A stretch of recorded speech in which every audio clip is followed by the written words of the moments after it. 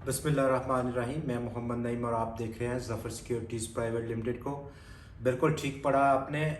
Floods के बाद market की आउटलुक और उस पर स्पेशल प्रोग्राम हमारा क्या आउटलुक है, किस तरह का मार्केट का बिहेवियर रहेगा और उस पर डिटेल एनालिसिस करेंगे। हम इन शॉर्ट बहुत लंबा वीडियो को नहीं करेंगे, मुख्तसर रखेंगे ताकि बहुत ज़्यादा बोरियत ना हो व्यूअर्स को।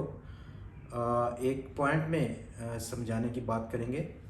क्या अपॉर्चुनिटी हैं, इस अपॉर्चुनिटीज़ हैं इस डेवलपमेंट के नतीजे में, और क्या आप तैयार हैं उन अपॉर्चुनिटीज़ के लिए, कितना आप प्रिपेयर्ड हैं। दोस्तों, ब्रोकर का, स्टॉक ब्रोकर का जो रोल है वो इन्फॉर्म करना है, एडवाइस करना है अपने कस्टमर्स को, इन्वेस्टर्स को, ट्रेडर्स को रिगार्डिंग क्या इस वक्त अपॉर्चुनिटीज़ मौजूद हैं स्टॉक मार्केट में, कहां पर इन्वेस्ट करना चाहिए और कहां पर नहीं करना चाहिए, बेहतरीन क्या ऑप्शंस हैं। अल्टीमेटली डिसीजन आपका अपना होगा। तो उस हवाले से हम बात कर रहे हैं जहां पर पाकिस्तान को तारीख के एक बदतरीन सैलाब और उसके नतीजे में माली नुकसान और प्लस हमारा जो मुआशी नुकसान हुआ है उसके बाद की सिचुएशन पर हम बात करेंगे, और मार्केट में क्या उसकी अपॉर्चुनिटीज़ रहेंगी, किन सेक्टर्स में रहेंगी, उस पर हम डिटेल में बात करते हैं। पुरानी खबरों को छोड़ देते हैं, बेसिकली इस वक्त बिल्कुल इरेलीवेंट हैं। जिस तरह से आईएमएफ का आज जो किस्त रिसीव हुई पाकिस्तान को, बहुत ज़्यादा इस वक्त मीडिया में वो रिपोर्ट हो रहा है। इन्फ्लेशन क्या है, इंटरेस्ट रेट्स क्या हैं या क्या रहेंगे, उसके साथ साथ हमारे टैक्सेस, रेवेन्यू कलेक्शन या दूसरी जो चीज़ें हैं, पॉलिटिकल इंस्टेबिलिटी है, डेफिनेटली है, आजकल थोड़ा सा कम है। ये ख़बरें इस वक्त रेलिवेंट हैं, बड़ी डेवलपमेंट है, और उसके बाद की सूरत हाल पर हम बात कर रहे हैं मार्केट के इस स्पेशल प्रोग्राम में। नई चीज़ें इस वक्त जो दो बेसिकली अपॉर्चुनिटीज़ हैं, जैसे ही कोई भी डेवलपमेंट होती है उसके दो रुख होते हैं, एक उसका माइनस होता है और दूसरी साइड पर पॉजिटिव अपॉर्चुनिटीज़ हैं। तो हम उन दोनों पर बात करेंगे।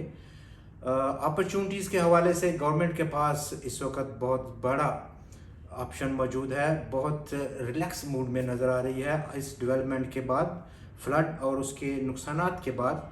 वो ये हैं, नंबर वन, चूँकि हम इंटरनेशनल मॉनेटरी फ़ंड के साथ इस वक्त मौजूद हैं, उसके लोन में हम अभी लिया, बड़ी लंबी गुफ्तगू शनीद के बाद, बहुत सारी शर्तें मानने के बाद, उसमें अब हालात चूँकि नॉर्मल नहीं रहे, और वो कंडीशंस जो हमने पूरी की, चाहे वो रेवेन्यू कलेक्शन की हो, बिजली की कीमतों को बढ़ाना हो, सब्सिडीज़ को ख़त्म करना हो या कम करना हो, या पेट्रोलियम प्राइसेस हों, अब गवर्नमेंट के पास, और उसे करना भी चाहिए, डिमांड करनी चाहिए आईएमएफ से, और वो करेगी भी। अब तक के जो स्टेटमेंट्स हैं गवर्नमेंट के, उनसे लग रहा है जैसे कि एस्टिमेट्स हैं फ्लड के इकानमी को, तो हुकूमत का ये कहना है कि अभी तक जो तखमीना लगाया गया वो 10 अरब डॉलर्स के नुकसान है हमारी मईशत को इस सैलाब की वजह से। तो उसके लिए बहुत कंफर्टेबल पोजीशन में है गवर्नमेंट। इंटरनेशनल मॉनेटरी फंड से रिलैक्सेशन लेने के लिए दो बड़े चीज़ों पर, जिसमें कि रेवेन्यू कलेक्शन का टारगेट जो कि 7.4 ट्रिलियन रुपए था इस माली साल के लिए, हुकूमत ये कह सकती है या कहेगी कि अब हमारी जीडीपी को जो नुकसान हुआ इस अबनॉर्मल कंडीशंस में, सैलाब की सूरत में, हम अब वो कलेक्शन इकट्ठा करने में जो टारगेट रखा था, आपके साथ जो तय किया था, उस पोजीशन में नहीं है, हमें रिलैक्सेशन दी जाए। दूसरी तरफ वो सब्सिडीज़ पर रिलैक्सेशन की बात करेगी, अपनी इंडस्ट्री को, मुआशी जो पहिया है उसको चलता रहने के लिए।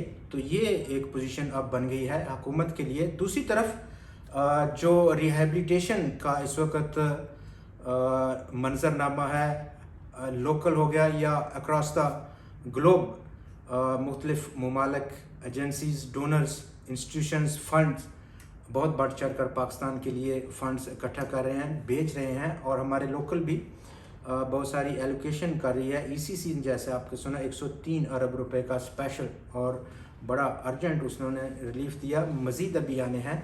तो ये तमाम वो चीज़ें हैं जिसका एक मुस्बत असर होगा मार्केट के कुछ सेक्टर्स पर, उस पर बहुत अपॉर्चुनिटी रहेगी।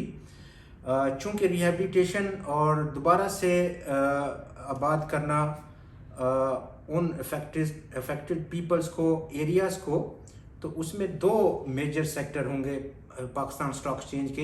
एक तो कंस्ट्रक्शन सेक्टर है नंबर 1 पर, और नंबर 2 जैसे ये इनफ्लो बढ़ेगा पैसे का, और उसका जो इफेक्ट है, पॉजिटिव इफेक्ट है, वो हमारी करेंसी पर आएगा। रुपया बहुत ज़्यादा स्टेबल हो जाएगा, इनफ्लो लगातार होगा।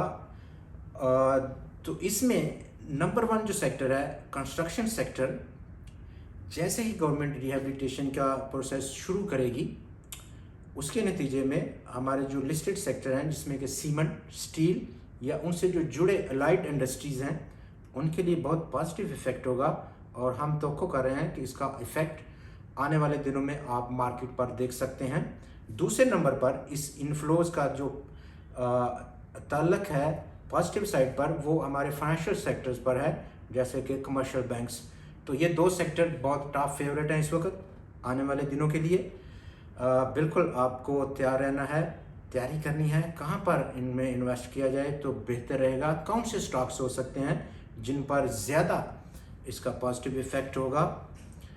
मिलते हैं आपसे मज़ीद मालूमाती वीडियोज़ के लिए, तो आप देखते रहिए ज़फ़र सिक्योरिटीज़ को। खुदा हाफिज़।